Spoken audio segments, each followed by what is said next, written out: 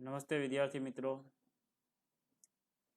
कर्मयोगी लाल बहादुर शास्त्री, जिसके लेखक है शंकर दयाल शर्मा।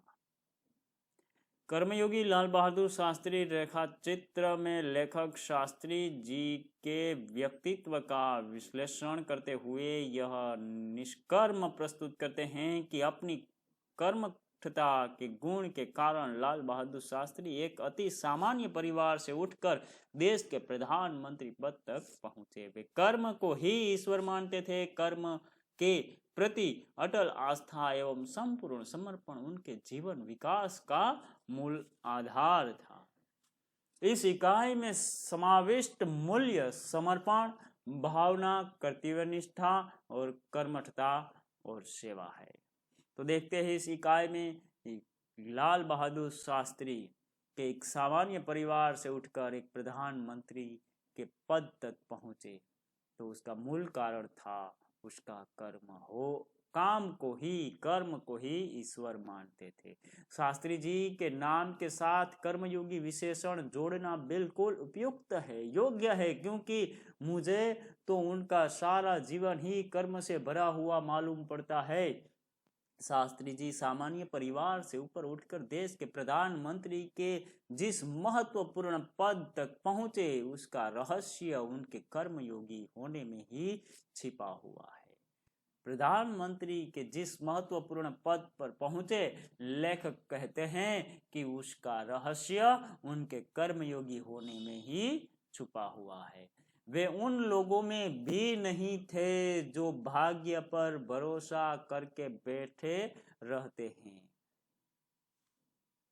और अचानक कभी असफलता मिल जाती है, बल्कि वे उन लोगों में से थे जिनको अपनी हथेली की लकीरों के बजाय अपने चिंतन और कर्म की शक्ति पर अधिक भरोसा होता है और वे क्रमशः अपने जीवन का रास्ता बनाते आगे बढ़ते हैं। शास्त्री जी के लिए कर्म ही ईश्वर था और इसके प्रति बिना किसी फल की आशा किए संपूर्ण भाव से समर्पित रहते थे।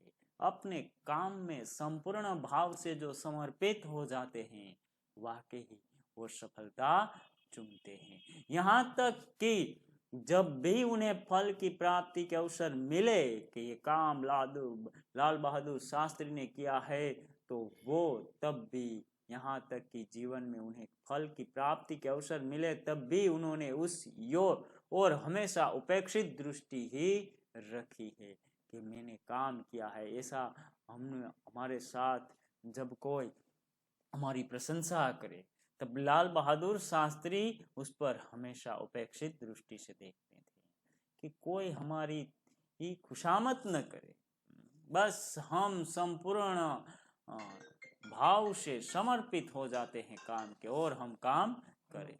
उनका जीवन दर्शन गीता के निष्काम कर्मयोगी का प्रतिरूप था।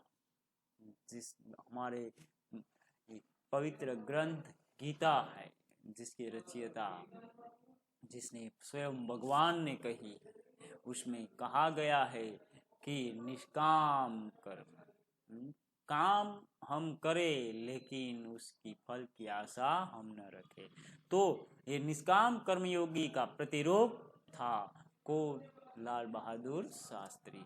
इसीलिए मैं समझता हूँ कि उन्हें केवल कर्मयोगी के बजाय निष्काम कर्मयोगी कहना अधिक उचित होगा। सिर्फ कर्मयोगी नहीं, निष्काम कर्मयोगी कहना लाल बहादुर शास्त्री को अधिक उचित है। अपने उद्देश्य के प्रति दृढ़ आस्था जो हमने दृढ़ किया हो, उसे हमें कभी नहीं भूलना चाहिए। उसके पीछे हमें लगातार प्रयत्न करते रहना चाहिए। इसीलिए कहा गया है अपने उद्देश्य के प्रति दृढ़ आस्था। उस उद्देश्य को प्राप्त करने के लिए कर्म का भाव जो हमने तय किया है, उसके पीछे काम करने का भाव हमें होना चाहिए और उस काम के प्रति संपूर्ण समर्पण। और जो भी हम काम करें, जो भी कर्म करें, उसके लिए हम संपूर्ण समर्पण हो जाए, उस काम के हम हो जाए। ये तीन बातें मुझे उनके संपूर्ण चरित्र तथा जीवन दर्शन में दिखाई पड़ती है। लेखक ने कहा, अपने एक भाषण में उन्होंने इसी तरह के विचार व्यक्त करते हुए कहा था कि यहाँ तक कि कि भले ही आप राजनीतिक क्षेत्र या सामाजिक क्षेत्र का किसी अन्य क्षेत्र में कार्य करते हो, यदि आप उसमें सफल होना चाहते हैं, अपने दायित्व का पूरी तरह से निर्वाह करना चाहते हैं, तो आपके कार्य और समर्पण तथा भक्ति और कर्म में समन्वय होना चाहिए।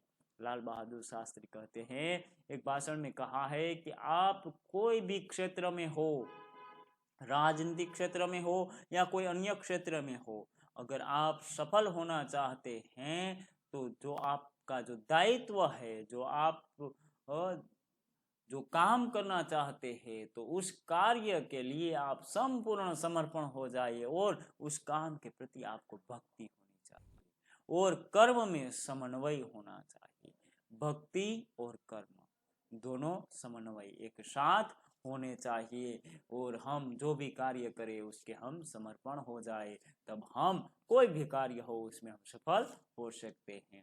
मैं शास्त्री जी की सफलता का रहस्य उनके इसी महत्वपूर्ण चिंतन में मानता हूँ। साथ ही यह भी मानता हूँ कि किसी भी व्यक्ति, समाज और देश के विकास का रहस्य इसी भक्ति और कर्म के सिद्धांत में निहित है।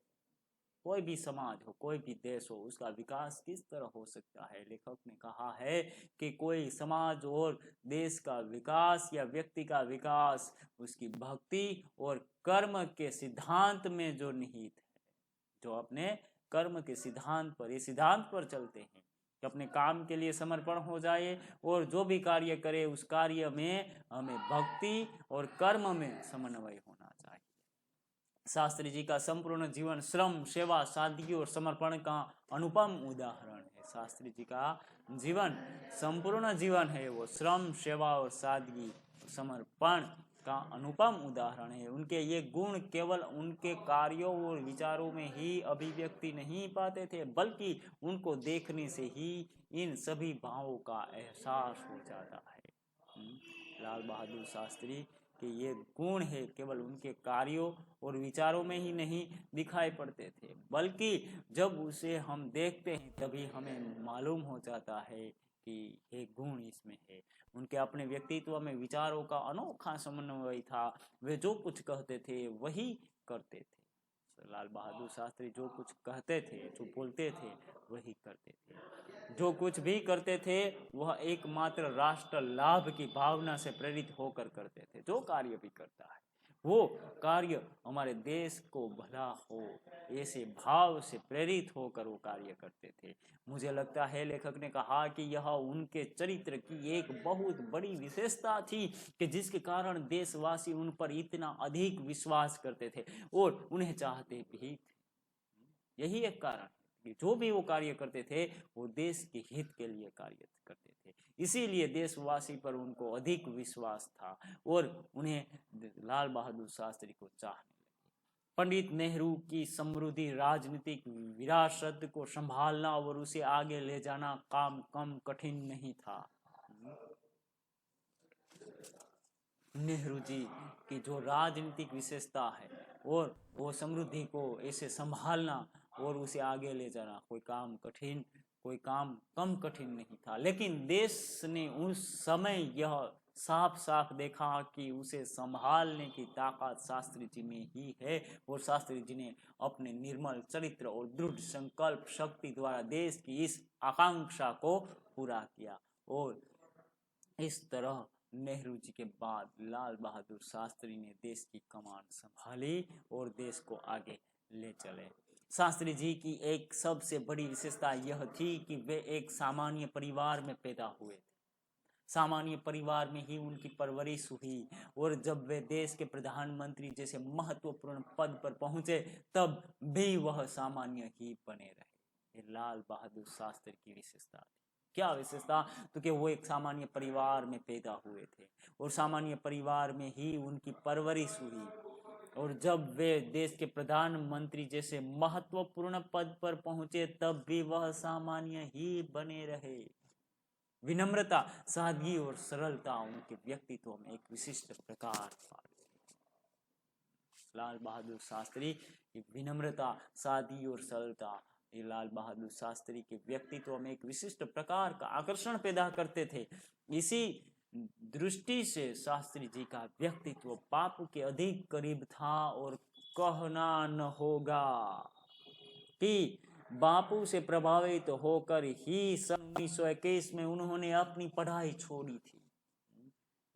गांधी जी के निकट थे लाल बहादुर शास्त्री और गांधी जी के कहने पर ही उन्होंने 1921 में उन्होंने अपनी पढ़ाई छोड़ दी। शास्त्री जी पर भारतीय चिंतकों डॉक्टर भगवान दास तथा बापू का कुछ ऐसा प्रभाव रहा कि वह जीवन भर उन्हीं आदर्शों पर चलते रहे तथा औरों को इसके लिए प्रेरित करते रहे। शास्त्री जी के संबंध में मुझे बाइबल की वह युक्ति बिल्कुल सही जान पड़ती है कि विनम्र ही पृथ्वी के वार्षिक। शास्त्री जी के जीवन में किन लोगों का प्रभाव पड़ा तो कि गांधी जी और डॉक्टर भगवान दास, ये दोनों का प्रभाव लाल बहादुर शास्त्री के जीवन पर पड़ा और उन्हीं के आदर्शों पर लाल बहादुर शास्त्री ने अपना जीवन समर्पित किया और इन्हीं आदर्शों के साथ अपना जीवन जीना शुरू किया। और शास्त्री जी के संबंध में लेखक कहते हैं कि ये बाइबल की युक्ति है वो बिल्कुल योग्य है। जो बाइबल में लिखा है कि विनम्र ही पृथ्वी के वासी होंगे, जो विनम्र होंगे, जिसमें विवेक होगा, जिसमें सरलता होगी, वही इस पृथ्वी के वारिसदार होंगे। शास्त्री जी ने हमारे देश के स्वतंत्रता संग्राम में तब प्रवेश किया था जब वे एक स्कूल में विद्यार्थी थे और उस समय उनकी उम्र 17 वर्ष की थी। शास्त्री जी हमारे देश के स्वतंत्रता संग्राम में प्रवेश किया तब तो कि जब उसकी आयु 17 साल की थी। गांधी जी के आह्वान पर वे स्कूल छोड़कर बाहर आ गए थे। गांधी जी ने कहा कि विदेशी पढ़ाई हमें नहीं करनी। तब वो 17 साल से में जो पढ़ाई कर रहे थे तब वो सारा छोड़कर स्कूल छोड़कर बाहर आ गए थे। इसके बाद काशी विद्यापीठ में उन्होंने अपनी शिक्षा पूरी की। उनका मन हमेशा देश की आज़ादी और सामाजिक कार्यों की ओर लगा रहा। परिणाम यह हुआ कि सन 1926 में वे लोक सेवा मंडल में शामिल हो गए। लाल बहादुर शास्त्री का मन हमेशा के लिए देश की आज़ादी और सामाजिक कार्यों में लगा रहता था। इसका परिणाम यह हुआ कि 1926 में लोक सेवा मंडल में वो जुड़ गए, जिसके वे जीवन भर सदस्य रहे। इसमें शामिल होने के बाद से शास्त्री जी ने गांधी जी के विचारों के अनुरूप अछूत द्वार के काम में अपने आप को लगाया। गांधी जी ने कहा, इसके गांधी जी के विचारों के अनुरूप उसने अछूतोद्धार काम में लग गए। जो समाज से बिछड़े हुए थे, जो अछूत थे, उनका उद्धार करने में उसने अपना जीवन पूर्ण किया। यहाँ से शास्त्री जी के जीवन का एक नया अध्याय प्रारंभ हो गया। सन 1930 में जब नमक कानून तोड़ो आंदोलन शुरू हुआ तो शास्त्री जी ने उसमें भाग लिया, जिसके परिणाम स्वरूप उन्होंने जेल जाना पड़ा। 1930 में गांधी जी ने नमक कानून तोड़ा आंदोलन शुरू किया। तब उसमें उस आंदोलन में वो जुड़ गए और वहां से उसका परिणाम यह आया कि शास्त्री जी को जेल जाना पड़ा। यहाँ से शास्त्री जी की जेल यात्रा की जो शुरुआत हुई तो वो 1942 में बात भारत छोड़ो आंदोलन तक की निरंतर चलती रही। इन 12 वर्षों के दौरान में 7 बार जेल गए। इसी से यह अंदाजा लगा जा सकता है कि उनके अंदर देश की आज़ादी के लिए कितनी बड़ी ललक थी। दूसरी जेल यात्रा उन्होंने 1932 में किसान आंदोलन में भाग लेने के लिए करनी पड़ी। सन 1942 की उनकी जेल यात्रा 3 वर्ष की थी, जो सबसे लंबी जेल यात्रा थी। 1930 में नमक कानून तोड़ो आंदोलन में उसने भाग लिया और उसका परिणाम यह आया कि उसको जेल जाना पड़ा लाल बहादुर शास्त्री को, और यहाँ से उसकी जेल यात्रा शुरू हुई 1942 तक।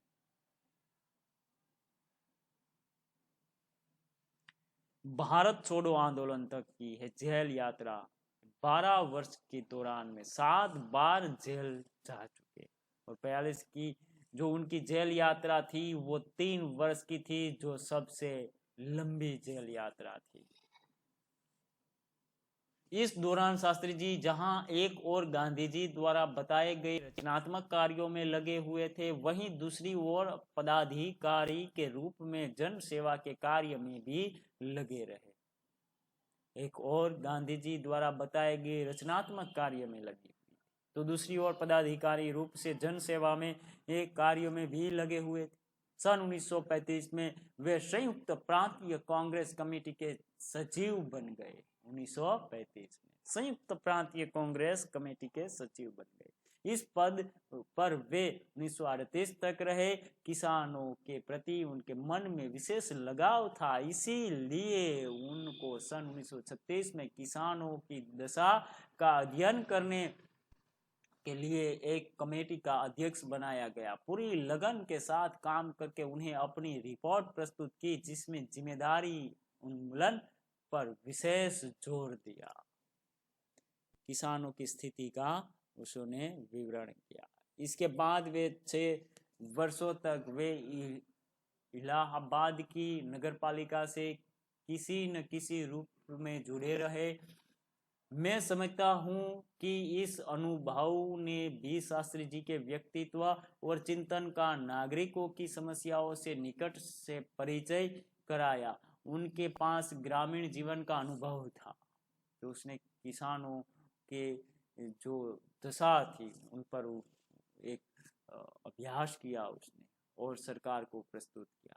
इसके बाद शास्त्री जी ने इलाहाबाद की नगरपालिका की किसी न किसी रूप से जुड़े रहे। इस तरह उसने उनके पास ग्रामीण जीवन का अनुभव था। अब इसके साथ ही इलाहाबाद नगरपालिका ने जन सेवा का भी अनुभव जोड़ दिया। लोकतंत्र के इसी आधारभूत कई इकाई में कार्य करने के कारण वे देश की छोटी छोटी समस्याओं और उनके निराकरण की व्यवहारिक प्रक्रिया से अच्छी तरह परिचित हो गए। कार्य के प्रति निष्ठा और मेहनत करने की अदम्य क्षमता के कारण सन 1937 में वे संयुक्त प्रांतीय व्यवस्थापिका सभा के लिए निर्वाचित हुए। सही मायने में यही से शास्त्री जी के संसदीय जीवन की शुरुआत हुई, जिसका समापन देश के प्रधानमंत्री पद तक पहुंचने में हुआ। शास्त्री जी को भारतीय राजनीति की इतनी सही और गहरी पकड़ थी कि श्रीमती इंदिरा गांधी ने उन्हें अपना राजनीतिक गुरु मानते हुए कहा था कि उन्हीं के मार्गदर्शन में मेरा राजनीतिक जीवन शुरू हुआ। सामान्य से सामान्य काम हम करें और वो काम के उस कार्य के हम हो जाए, समर्पण भाव उस कार्य में हम जोड़ दे और उस कार्य में अपनी भक्ति जोड़ दे, श्रद्धा जोड़ दे, तो हम सफल हो जाते हैं। छोटे छोटे कार्यों से ही हमें बड़े बड़े कार्य मिलते हैं और बड़े कार्य करने से हमें बड़े पद मिलते हैं। शास्त्री जी को इस तरह गांव के ग्रामीण लोगों का अनुभव था और एक और शहरी लोगों का भी उसे अनुभव था। देश की आजादी के बाद उत्तर प्रदेश तथा केंद्र सरकार में शास्त्री जी भिन्न भिन्न पदों पर रहे। उत्तर प्रदेश में उन्हें गृह मंत्री बनाया गया। बाद में पंडित नेहरू के अनुरोध पर वे केंद्र में आ गए। केंद्र में उन्होंने रेल और परिवहन, संचार, वाणिज्य, उद्योग और गृह जैसे महत्वपूर्ण मंत्रालयों में मंत्री पद संभाला। इन पदों पर रहते हुए शास्त्री जी ने अपनी जिस प्रशासकीय दक्षता का प्रमाण दिया, वह हमारे देश के लिए एक उदाहरण है। एक साथ कितने पद शास्त्री जी ने संभाले। अपने मंत्रालयों के कार्यों में उनका दृष्टिकोण अत्यंत व्यवहारिक था, सभी प्रकार की औपचारिकता से परे होता है। वे अपने को कभी भी अपने पद के कारण ऊंचा नहीं मानते। उनकी बड़ी सीधी सी धारणा थी कि वे जनता के शासक नहीं बल्कि जनता के सेवक है। ऐसी भावना से कार्य करने के कारण उन्हें अपने मंत्रालय में तो लोकप्रियता मिली ही साथ ही साथ सारे देश में भी लोकप्रियता मिली। इसी लोकप्रियता के परिणाम था कि पंडित नेहरू के निधन के बाद देश ने उन्हें प्रधानमंत्री के रूप में स्वीकार किया। देश के इस महत्वपूर्ण पद पर रहते हुए केवल 19 महीने के छोटे से समय में उन्होंने जितनी सफलताएं और लोकप्रियता प्राप्त की, वह एक उदाहरण है। शास्त्री जी के सामने अपना उद्देश्य बिल्कुल स्पष्ट था, उसमें किसी प्रकार का धुंधलापन या भटकाव नहीं था। शास्त्री जी के जीवन में जो उसका उद्देश्य था कि उसने ये काम क्यों किया, उसका एक उद्देश्य होता हो बिल्कुल स्पष्ट सबके सामने रख देते थे। वो धुंधलापन नहीं था, छिपाते नहीं थे।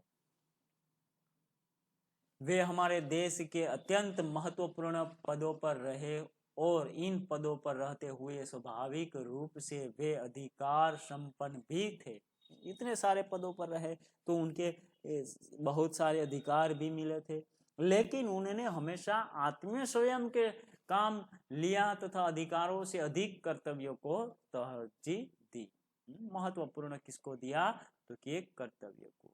शायद इसीलिए शास्त्री जी इतने अधिक लोकप्रिय भी हो सके। उन्होंने अलीगढ़ मुस्लिम विश्वविद्यालय के दीक्षांत समारोह में 19 दिसंबर 1964 को छात्रों को संबोधित करते हुए कुछ इसी तरह के विचार व्यक्त किए थे कि आपके भविष्य की मंजिल चाहे जो कुछ भी हो, आप में से प्रत्येक को यह सोचना चाहिए कि आप सबसे पहले देश के नागरिक हैं। कहा कि आप भविष्य में किसी भी मंजिल पर पहुंचे, लेकिन आप हमें सबको यही सबसे पहले सोचना चाहिए कि हम सबसे पहले देश के नागरिक हैं। वाह क्या बात है! यह आपको संविधान द्वारा प्रदत्त कुछ अधिकार देता है, लेकिन इससे कुछ कर्तव्यों का भी बोझ आता है। नागरिक हम देश के बनते हैं तो उसके कुछ अधिकार हमें मिलते हैं, लेकिन अधिकार के साथ हमें कुछ कर्तव्यों का बोझ भी मिलता है जिसे समझना चाहिए। और सबसे पहले हमें कर्तव्य निभाना चाहिए। हमारा देश प्रजातांत्रिक है, जिन निजी स्वतंत्रता देता है, लेकिन इस स्वतंत्रता का उपयोग एक व्यवस्थित समाज के हित में स्वेच्छा से लगाए गए प्रतिबंधों के तहत होना चाहिए। अधिकार, कर्तव्य और आत्मसंयम के बारे में यह अत्यंत महत्वपूर्ण बात शास्त्री जी ने कही थी, जिसे आज याद रखने की जरूरत है। पाठ हम यहाँ समाप्त करते हैं।